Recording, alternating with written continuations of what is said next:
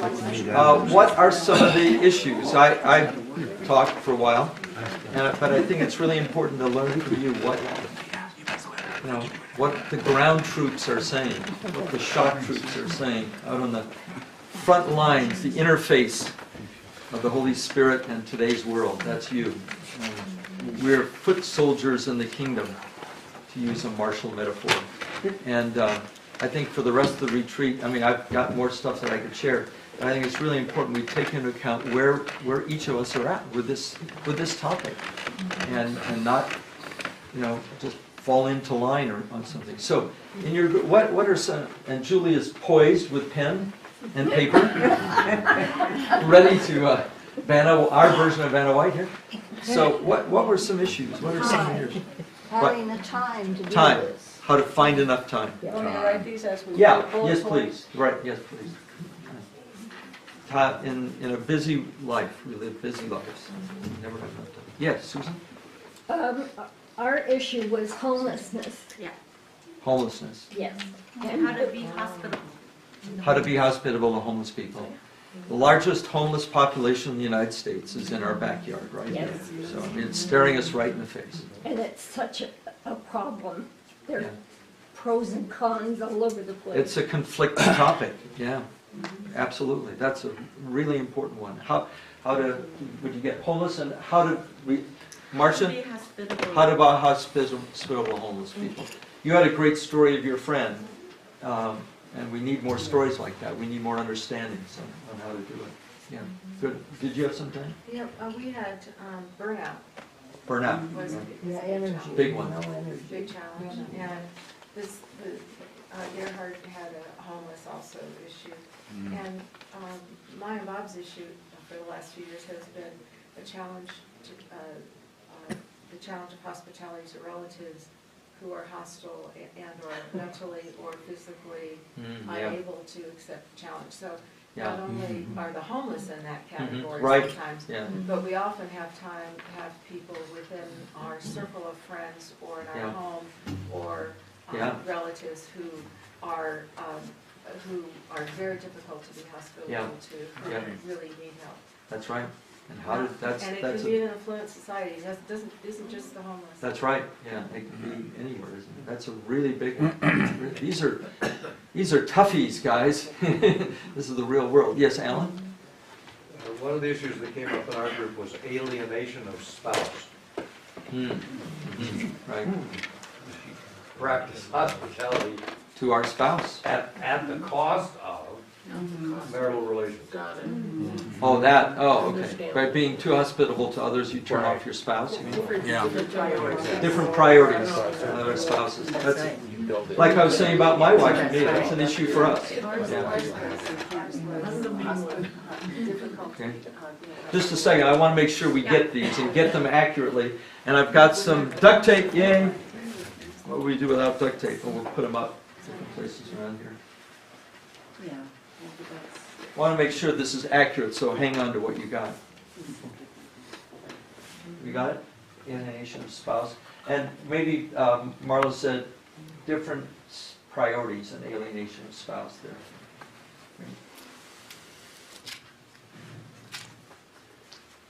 Cheyenne? We talk about lack of inner joy, that we are not fulfilled ourselves. It's very hard to give to others. Yeah. Lack of inner joy. Good one. You don't Sometimes. Yeah, please. Sometimes, though, we can get that inner happiness by doing it for others, even when we're not ready to do it, because they will bring the joy. God will put the joy into them that we can see and absorb ourselves. Take the action and the passion will follow. Yeah, That's good. Yeah. Sometimes it works and sometimes it doesn't work. exactly. So, Yes. right. True. But you're absolutely, both of you are right. There are I mean, it's times, true. Yeah, yeah. that's What we right. found with that, there's sometimes this codependency can play part of that. Why don't you say more about that? What does codependency mean again? It's kind of, in a negative turn. Yeah. This is a more positive, how you feeling joyful by giving to others and you receive from the blessing of it, right?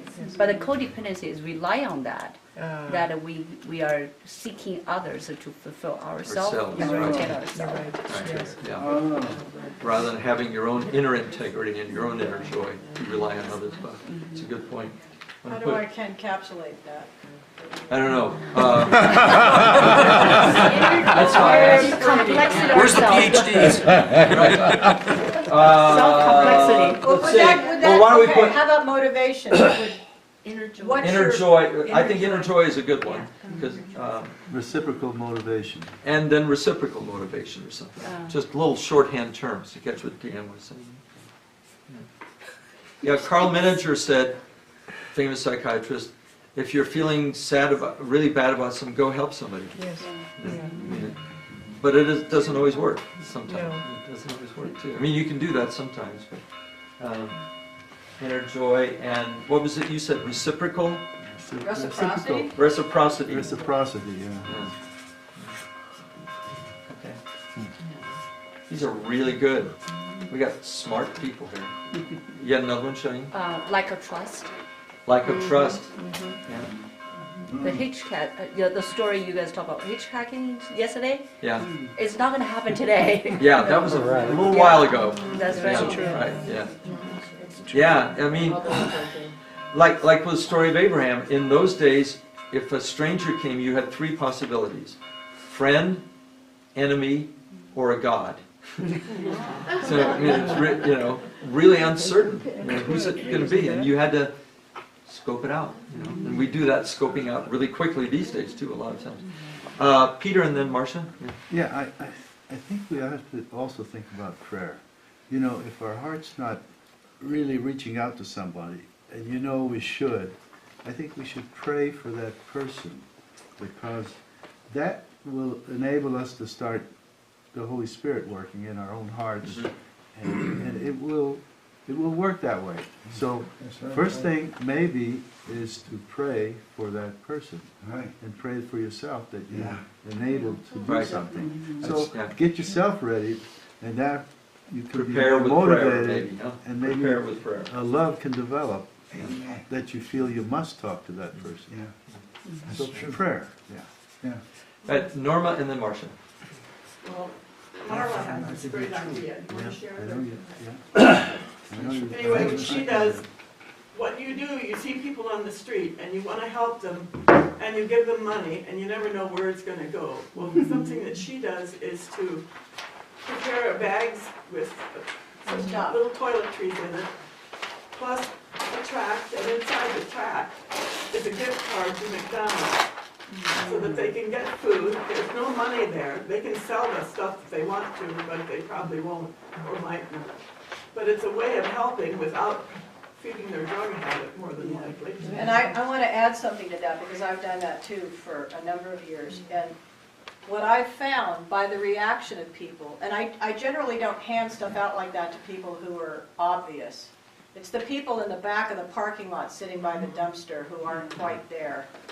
And one of the things that I found is helpful is to give more than one of an item, so that person is empowered to give Cool. what they have to another. Otherwise, there's this sort of, here you go, Hierarchy. hierarchy. Yeah. It's almost like I feel really great, but Yeah. I don't know how to articulate that, but you're putting them in a position To spread the joy. pay it no, forward. yeah, if you give them something else. If you don't, you're almost putting them in a position below you, because here you are able to give. So when you, and one of the It's condescending, isn't it? it's a little Yeah. bit, or it can be. Yeah, it can. So I think one of the other things, and one of the things in those little toiletry bags that I found people go nuts, they're in a big plastic Ziploc, so you can see what's in there. And there's like couple pairs of socks, a toothbrush, whatever, soap, wash rag. And I gave one of those to a guy once down at the Vaughn's parking lot, and he looked in the bag and he went, out of everything there, socks! and he was That's like, one thing they need. he was like very childlike. He was an adult man, but he was mentally a child. And he said, I'm going to give this one to Randy. I mean, that's where Wow. the people have taught me how to give to them. But I really like the idea of giving more than one item that person can share. And let them know that's why you're giving it to them. Yeah, great. Write that down. Write that. Socks. Double socks. Wait, I thought we were talking Sock about it to him. challenges. He said sock it to me. Sock it to me. Right. Norma, you had something? Or was that, or you would pass it off, pass the baton off to Marcia? Okay. Yes, Marcia? Reestablishing hospitality with the next door neighbor who's been hostile. Oh, yeah, Ouch. yeah. Hospitality to hostility. Yeah, yeah. And especially neighbors, boy, that's a tricky one. Next door. Yeah, right next door, wow. Yeah, What is it about doing good to those who persecute you, thereby yeah. piling Yeah, coals of their fire head? on their head, Doesn't right? seem Yeah. But I think that just means they're gonna feel a little Well, they may. embarrassed Yeah, about how yeah, I they think treated so, you, as yeah. opposed to like you're condemning them to hell. I just bring the hot coals. Take your barbecue and go to it. Throw them up the fence. Well, Yeah. what was that last point that was, what, there was a point? Hot coals. Hospitality to hostile neighbors. Oh, they, Robert? I'd raise the question, have you ever invited a stranger into your home? Yeah. Yeah. Yeah, that's a good one. We did kind of like that, but not really. Mhm. We were getting new carpeting, and they came late, they had to work late, and they were gonna go out and get a bite to eat, and Marla, no, you're not. We're gonna feed you, and we're gonna pray for you. Mhm. Wow. Not really inviting a stranger. Yeah. We are encouraged to do. Yeah, that parable we didn't read, or that's what Jesus told the Pharisees was exactly that. And I think he meant it, I think he did mean it literally. I think he did mean that literally. Yeah. Yeah, Norma? We invited a young man from Tanzania who was attending the church, who was going to be sent back to Tanzania because his visa was going to be up if he didn't have a permanent address yet. And he was staying with some Muslim friends without it needed. We sent my antennas up. We invited him into our home. He stayed over a year. Wow. And he never paid any rent. Wow. He had a car of his own. He tried to find work, and of course he didn't have a social security number, which I never understood why he couldn't get one. But he didn't have one. And so it meant he got a job, and then when they'd pay him for the work he did, and then he was out. He was getting no social. Wow. But that was an interesting experiment. It's a whole year. When I was Wow. wishing I had never opened my mouth, and Yeah. other times when it was a real blessing. Yeah. And when he left, other people said, well, you know, you were really just taken. And that really annoyed me because I didn't feel like we were at all. I mean, we knew what we were doing. We knew we probably wouldn't get any real benefit from this, but we helped him for a year. He went to Moorpark College. Cool. Wow, that's great. So, I don't know. Yeah, very good. Any other, yes, Carl? Carl, then Peter. We talked a bit about just kind of reflecting on our inner motivation for our hospitality. Like, why are we doing this hospitality? Is it conditional or unconditional? Yeah. You know, and we found that when we know the people, it seems to become more conditional. Like, if they do something, I'll do something to them. You know, now everybody's keeping track of stuff. Yeah. But when it's somebody you don't know, it's very easy just to kind of do it to them and not worry because You're never you going might to gonna see see him him again. Yeah. So it's like the act becomes easier sometimes with a stranger than with somebody you know. Yeah. That's really good. How do you show hospitality to people you're going to see a lot and keep on seeing? Yeah. And keep it unconditional. Right. So it doesn't slip back into that conditional thing. That's family it. members. That's a good point. Well, Yeah, Peter? one of the unconditional times can be Thanksgiving, and many traditions, many people I've known use that tradition of inviting a stranger Right. at Thanksgiving. It doesn't have to be always just then, but I mean, it's a natural time to do it. Yeah. And our church has done something very nice in recent years. They've had free turkey dinners on Thanksgiving, and it's surprising how many members, including me, who attend that, Right. who don't have their immediate family close Yeah. by. Right. Yeah. And we get other people from town, and we invite the homeless. And It's great. we didn't get a lot of homeless last time, but hopefully it'll grow. Yeah, And so it's a wonderful thing. super. And we have the best amount of stuff too. You know, it's a Yeah. potluck. That's great. So many things there to eat. Yeah, great idea. Great idea. Getting time for mass if people want to go, free time. I'm going to post these around, and if you have any reactions throughout the day, any thoughts, bring them up, will you? We'll be loose with this as we go along. Any thoughts that occur to you or anything? We've heard who has some issues with these. Maybe you want to talk to that person, okay? And say, I heard what you said, and I've got some thoughts and something to share about it, okay? And we'll see if this evening session we can pick up on some of that as well. I'm going to turn it over to RZ after I read another poem by John Shea. By the way, RZ said something that I wanted to say. I said about this Lutheran distinction, which I think is absolutely critical to the Christian life. RZ said, we Lutherans are very poor at using that distinction, and that other Christians are much more hospitable than Lutherans. And I think that's certainly true. I think the problem with Lutheran Church is you've got really good theology, but we don't act on it. That's our problem.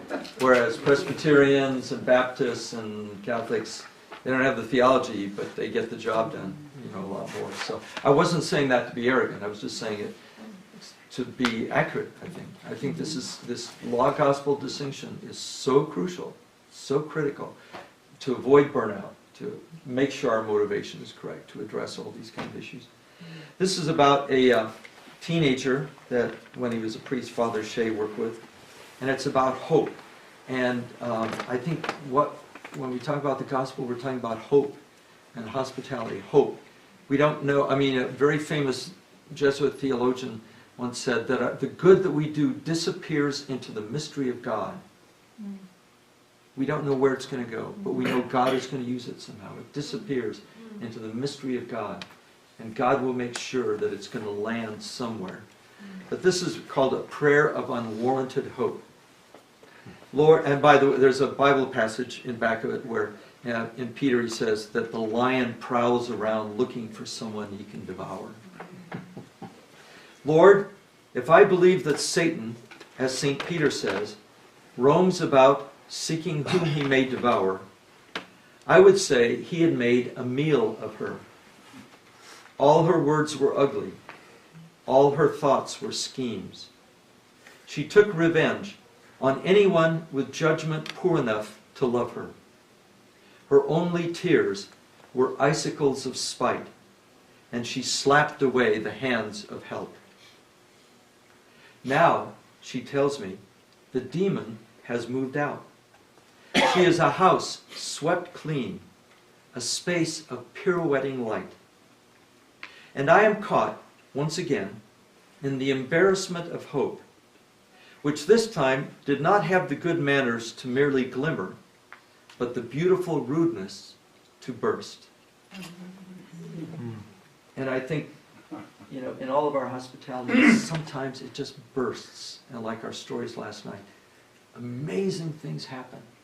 And that's...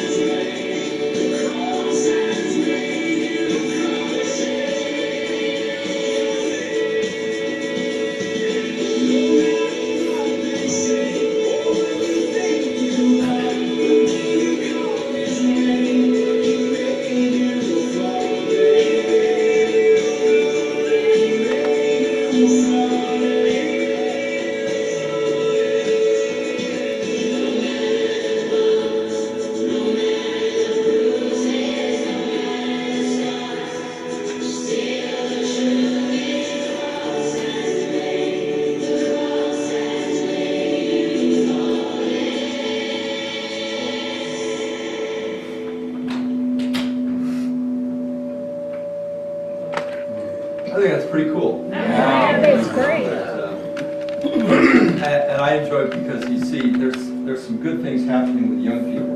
We have one young person here. Where is Sam? There's Sam. Okay. So we're glad you're here.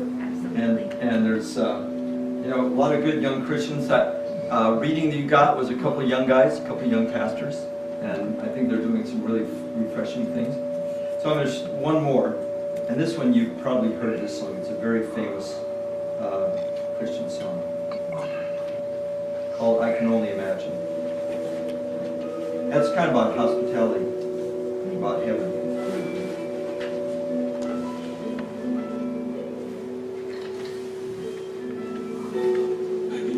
Imagine what it would be like when I walk by your side. I can only imagine what my eyes will see when your face is before me. I can only imagine.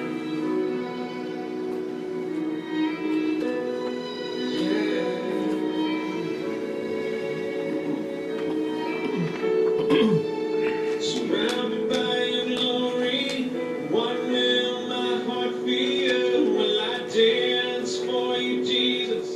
Or in all of you be still? Will I stand in your presence? Or to my knees will I fall? Will I sing hallelujah? Will I be able to speak at all? I can only imagine. I can only imagine. I can only imagine when that day comes and I find myself standing in the sun.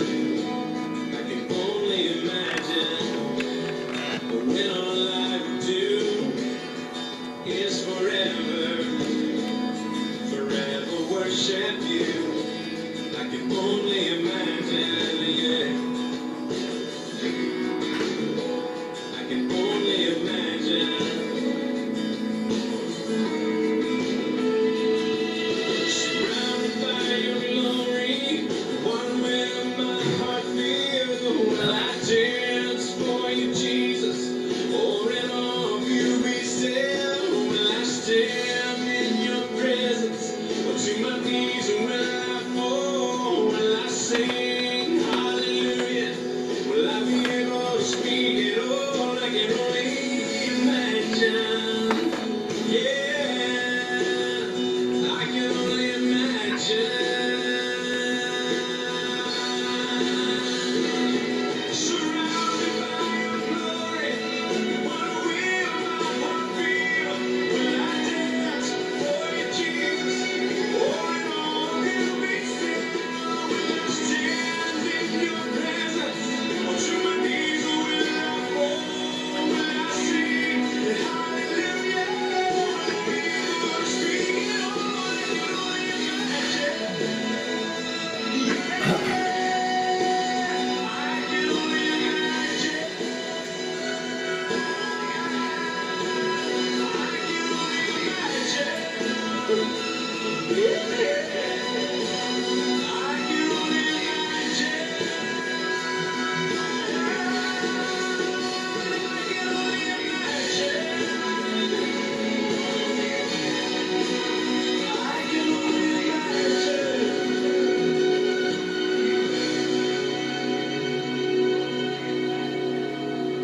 I can only imagine when all I do is forever worship you.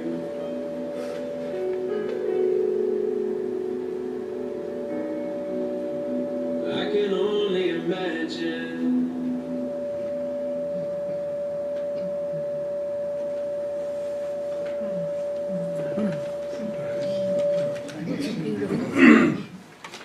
It's a group by the name of Mercy Meeting. Do some more stuff.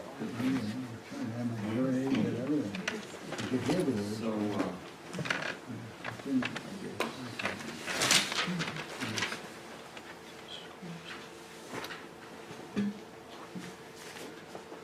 So